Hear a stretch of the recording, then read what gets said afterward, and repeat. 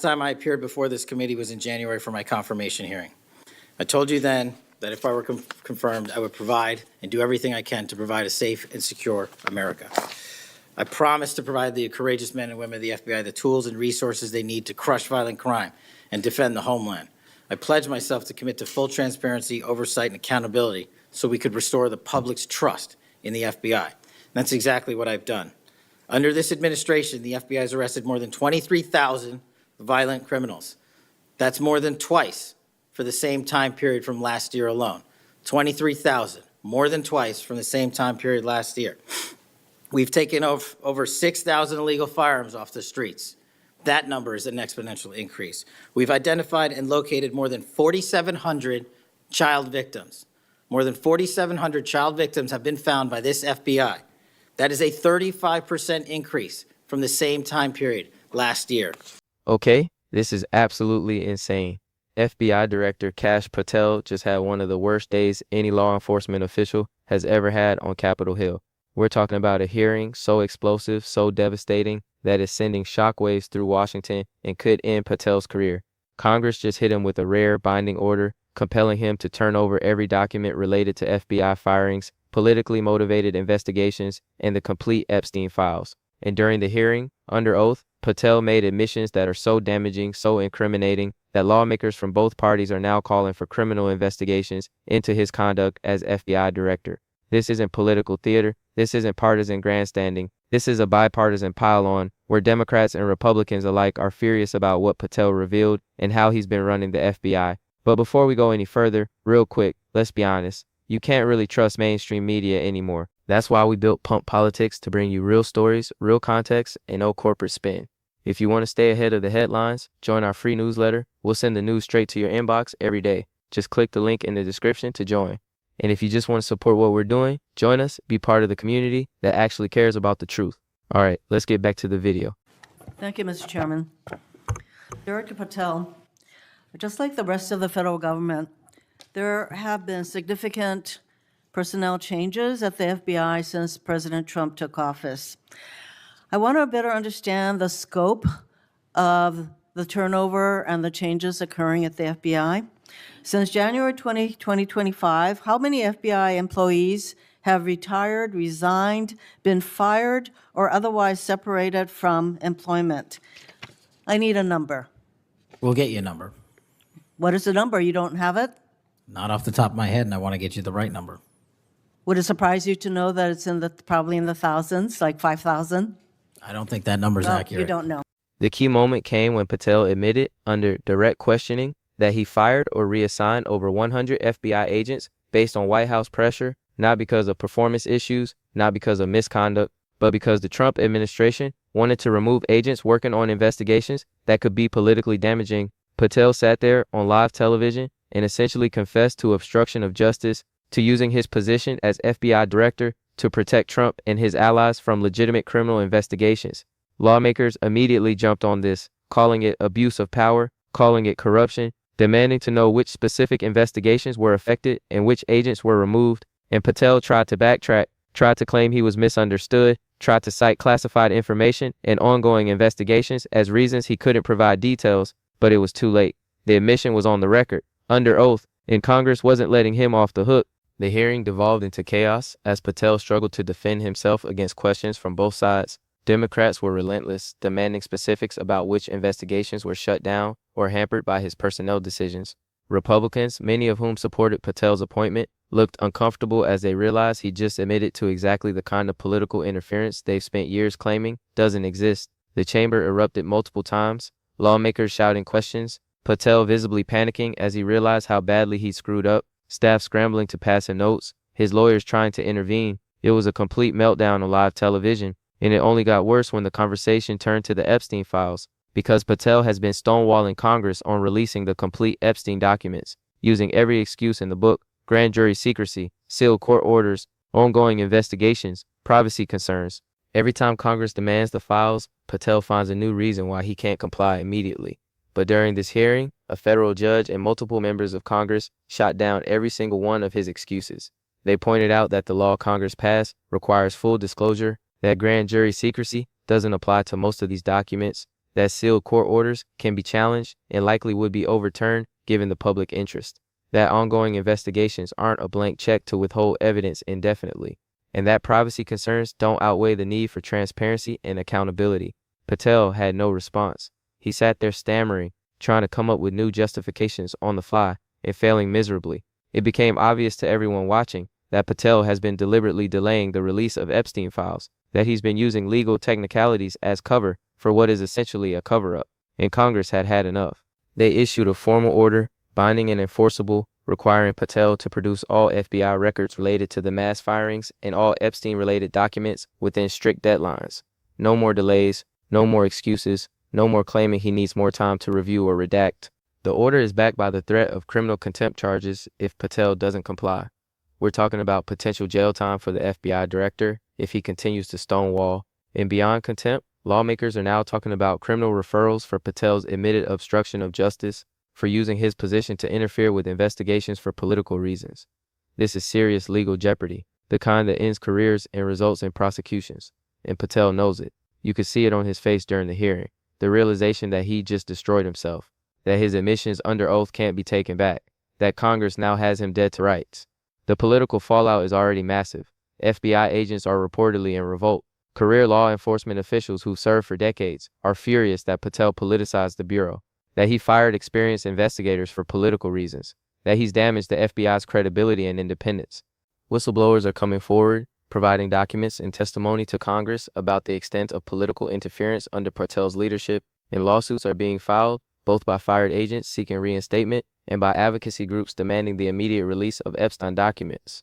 The pressure on Patel is intense and building, and there's serious talk about whether he can survive as FBI director, whether Trump will be forced to fire him to contain the damage, whether Patel might resign before he's pushed out. This is a full-blown crisis. The FBI director has been caught red-handed admitting to political obstruction. Congress has hit him with a devastating order he can't ignore, and the entire law enforcement community is watching to see if there will be any accountability. So let's break down exactly what happened in this hearing and why it represents such a comprehensive disaster for Patel and for the Trump administration's claims of FBI independence.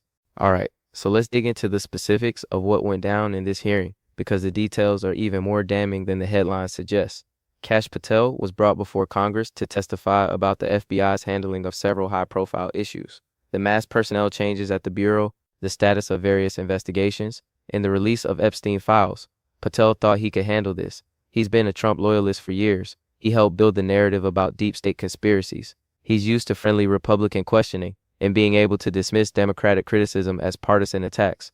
But this hearing was different because both parties came prepared. They had documents. They had testimony from whistleblowers. They had receipts.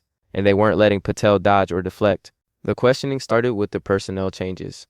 Since becoming FBI director, Patel has overseen what can only be described as a purge. Over 100 agents fired or reassigned. Many of them were senior investigators with decades of experience, people who worked on major cases, who had institutional knowledge and expertise. And the pattern was clear. The agents being removed were disproportionately ones working on cases that could embarrass or implicate Trump and his allies. Investigations into January 6, cases involving classified documents, probes of financial crimes. All of these investigations saw key personnel removed under Patel's leadership. Democrats on the committee laid this out methodically. They showed the list of fired agents. They detailed which cases those agents had been working on. They demonstrated the pattern of political targeting. And then they asked Patel directly, were these firings based on the agents' work on politically sensitive cases? Patel tried to avoid answering. He talked about personnel decisions being confidential, about needing to reshape the Bureau for greater efficiency, about removing agents who weren't aligned with the FBI's mission, all the standard bureaucratic double talk. But the questioning persisted. One congressman asked point blank, did the White House direct you to remove agents working on specific investigations? And Patel, under oath, with no good way to avoid the question, admitted it. He said that yes, the White House had expressed concerns about certain investigations and certain personnel, and that yes, he had taken those concerns into account when making staffing decisions. The room exploded. Democrats immediately started shouting about obstruction of justice, about political interference, about the destruction of FBI independence. But here's what made this moment even more significant. Some Republicans also looked stunned because Patel had just admitted to exactly what they spent years denying happens, that the White House interferes with FBI investigations for political purposes. that agents are removed when they work on cases that are inconvenient for the administration, that the Bureau is being politicized at the highest levels. Patel tried to walk it back, tried to claim he was only talking about general efficiency concerns, that the White House input was about management philosophy, not specific cases, but nobody was buying it. The admission was too clear, the context was too obvious, everyone understood what Patel had just confessed to, and the questioning became even more aggressive. Lawmakers demanded to know which specific investigations were affected, whether evidence was destroyed or hidden, whether ongoing cases were compromised by the removal of experienced investigators. Patel refused to provide specifics, citing classified information, ongoing investigations, the need to protect agent identities, every excuse in the book, but his credibility was shot. Because everyone now knew he politicized the FBI, the only question was the extent of the damage. Then the hearing shifted to the Epstein files, and this is where Patel's day went from bad to catastrophic. Congress has been demanding that the FBI release all documents related to Epstein and Maxwell, and Patel has been stalling for months. Every time there's a deadline, he finds a reason for delay. He needs more time to review documents. He has to consult with other agencies. There are legal complications that require additional analysis. The delays have been endless, and Congress has grown increasingly suspicious that Patel is deliberately slow-walking releases to protect people who don't want their names public. During the hearing, lawmakers confronted Patel with his pattern of delays and excuses. They asked why, months after the law requiring disclosure passed, the FBI still hasn't released all relevant documents.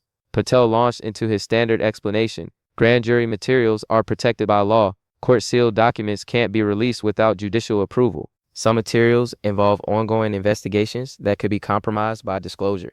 He made it sound technical and complicated, like there were legitimate legal barriers preventing immediate compliance. But then, lawmakers brought in a legal expert, a former federal prosecutor with deep experience in these issues, who systematically destroyed every one of Patel's arguments. The expert explained that most of the Epstein materials don't involve grand jury testimony and thus aren't protected by secrecy rules. That court-sealed documents can be unsealed through motions that would almost certainly be granted given the public interest and congressional mandate. That the ongoing investigation excuse doesn't apply because most of the relevant investigations are already concluded. The expert essentially proved that Patel's justifications were bogus, that he was using legal-sounding excuses to hide what was really a deliberate effort to delay and obstruct. Patel had no response. He couldn't refute the expert's analysis. He just kept repeating that the FBI was working as fast as possible while being careful to follow all legal requirements. But it was obvious he was lying, that the delays were intentional, that he was protecting someone or something. And then Congress dropped the hammer. Multiple members announced that a federal judge had already reviewed the FBI's redaction decisions and found them excessive and legally unsupportable, that the judge was prepared to order immediate release of materials the FBI claimed needed to remain sealed, and that Congress itself was issuing a formal order requiring Patel to produce all Epstein-related documents within 15 days, not months, not after further review, 15 days, with criminal contempt charges threatened if he failed to comply. The order is extraordinarily detailed. It specifies exactly what documents must be produced. It limits allowable redactions to only the most narrow categories. It requires Patel to personally certify compliance under penalty of perjury. And it establishes that if Congress finds the FBI is still withholding materials, Patel will face immediate contempt proceedings. This is Congress using its full oversight authority, not requesting documents, not asking nicely, ordering production, and backing that order with real legal consequences.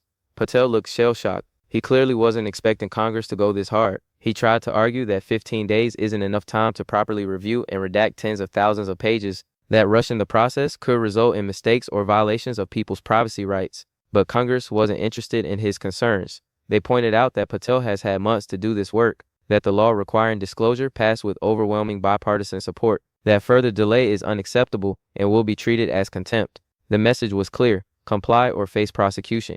And it wasn't just about the documents. The hearing also produced evidence that Patel has been coordinating with White House political staff on what to release and when, that decisions about document disclosure have been made based on political considerations rather than legal requirements. Whistleblowers provided emails showing Patel's staff discussing the political impact of releasing certain names or details, talking about timing releases to minimize damage to Trump allies, coordinating with White House lawyers about how to structure redactions to protect specific individuals. This is devastating evidence of political interference. It proves that Patel has been treating the Epstein files as a political problem to be managed rather than a legal obligation to be fulfilled. And it directly contradicts his public statements about the FBI operating independently and following the law regardless of political pressure. Patel was caught lying, under oath, on national television, with documentary evidence proving his statements were false. The hearing ended with both parties in rare agreement. Democrats and Republicans alike expressed fury at Patel's conduct. They accused him of obstruction, of political corruption, of betraying the FBI's mission and independence, and they announced that criminal referrals were being prepared, that the Justice Department would be asked to investigate Patel for obstruction of justice, perjury, and abuse of power. Whether those referrals lead to actual prosecution is unclear, but the political damage is done. Patel's credibility is destroyed. His position as FBI director is untenable, and the entire Trump administration's claims about respecting law enforcement independence have been exposed as lies. Okay, let's break down what this actually means and where things go from here.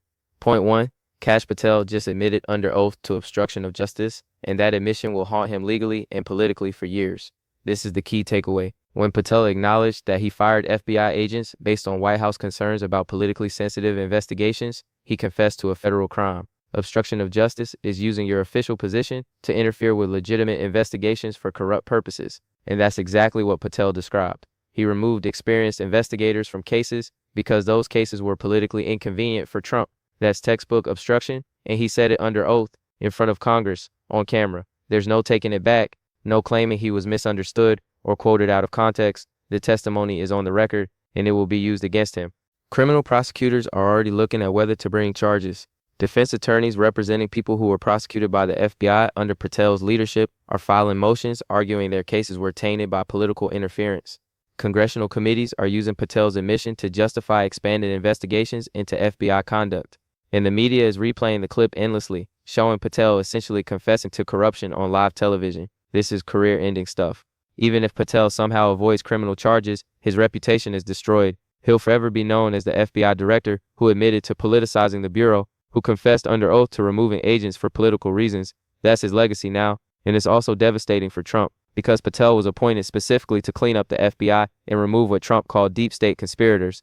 But Patel's testimony proves that the real political interference came from Trump loyalists, not from career law enforcement, that the corruption people were worried about wasn't agents investigating Trump unfairly, it was Trump appointees obstructing legitimate investigations. Point 2. The congressional order compelling document production represents a major escalation in oversight power and sets a precedent for how Congress will deal with executive branch stonewalling going forward. This isn't just about Patel or the Epstein files. This is about Congress reasserting its constitutional oversight authority in the face of executive branch resistance. For years, administrations of both parties have slow-walked congressional document requests. They've claimed executive privilege. They've cited ongoing investigations. They've found endless ways to delay and obstruct congressional oversight. And Congress has mostly accepted this. They've complained. They've issued subpoenas that get ignored, but they haven't really enforced their authority with serious consequences. That's changing now. The order issued to Patel is different. It's specific, it's enforceable, and it's backed by real penalties, including criminal contempt charges. Congress is saying, we're done asking nicely, we're done accepting excuses and delays. You will comply with our legitimate oversight demands, or you will face prosecution. This is a huge shift, and it's happening because both parties are fed up with executive branch obstruction. Democrats are tired of Trump officials stonewalling their investigations. Republicans are frustrated with how previous administrations, including Obama and Biden, resisted their oversight. So there's bipartisan support for getting tougher, for using Congress's full constitutional authority to compel compliance. The Patel order is the first major test of this new approach.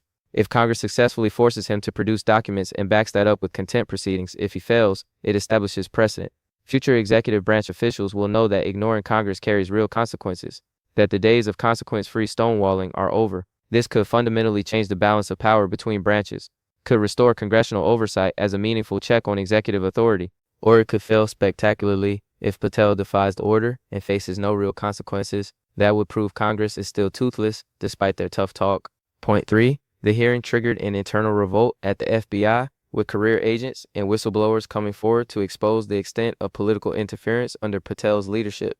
This is huge. The FBI has always prided itself on independence and professionalism. Career agents aren't supposed to care about politics. They're supposed to follow evidence and enforce the law regardless of who's in power. But Patel's political purge has destroyed that culture.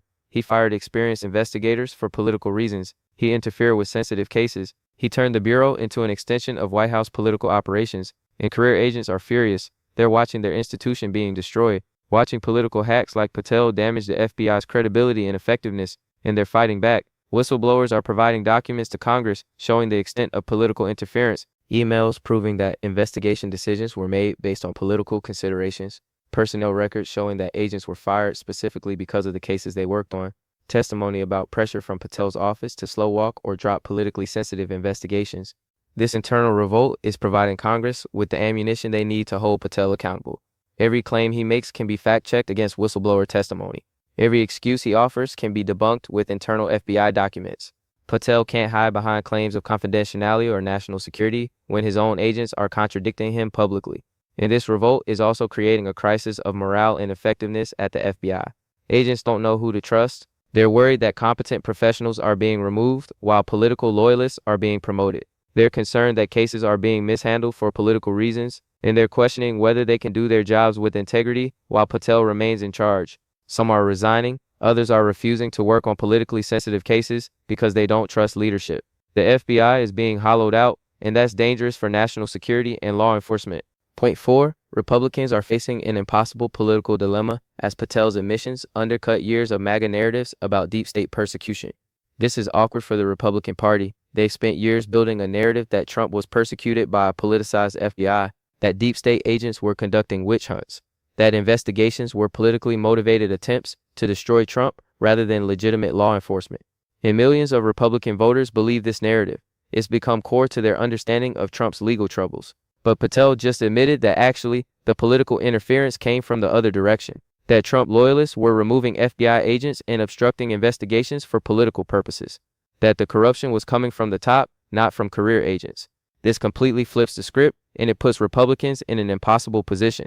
Do they defend Patel and by extension admit that yes, the FBI was politicized, but in Trump's favor? Or do they criticize Patel and undermine their own narratives about deep state persecution? Some Republicans are choosing option 2. They're expressing disappointment in Patel, saying his admissions are concerning, calling for accountability. They're trying to separate Patel's conduct from Trump and the broader Republican agenda, but that's a tough sell because Patel was Trump's guy, appointed specifically to clean up the FBI from Trump's perspective.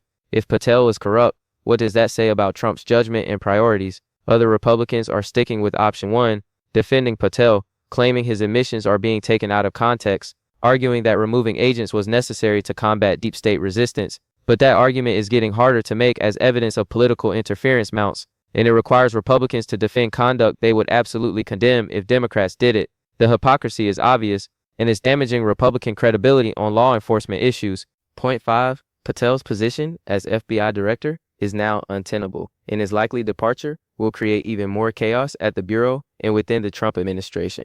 It's hard to see how Patel survives this. He's facing criminal referrals from Congress. His own agents are rebelling against his leadership. He's been caught lying under oath. His credibility is destroyed, and he's become a massive political liability for Trump. Every day Patel remains as FBI director generates more negative headlines, more revelations about political interference, more evidence that Trump's FBI is corrupt. That's not sustainable. So Patel will probably be forced out, either through resignation or firing. The question is when and how. If Trump fires Patel quickly, it looks like an admission that Patel was corrupt and Trump made a terrible appointment. If Trump keeps Patel in place, it looks like Trump is defending corruption and politicization of the FBI. There's no good option. Either way, Republicans look bad and the FBI faces more turmoil, because whoever replaces Patel will inherit a bureau in crisis, with damaged credibility, with demoralized agents, with compromised investigations, with Congress demanding accountability. Fixing that will take years, and it requires a director who has credibility and independence, someone both parties can trust. But Trump is unlikely to appoint that kind of person. He'll probably pick another loyalist, someone who'll continue the politicization while being more careful about what they admit under oath. And that means the FBI's crisis continues, the internal revolt grows, and congressional oversight intensifies. We're watching the FBI implode in real time, and Kash Patel's disastrous hearing is the moment everyone will point to as when it became irreversible.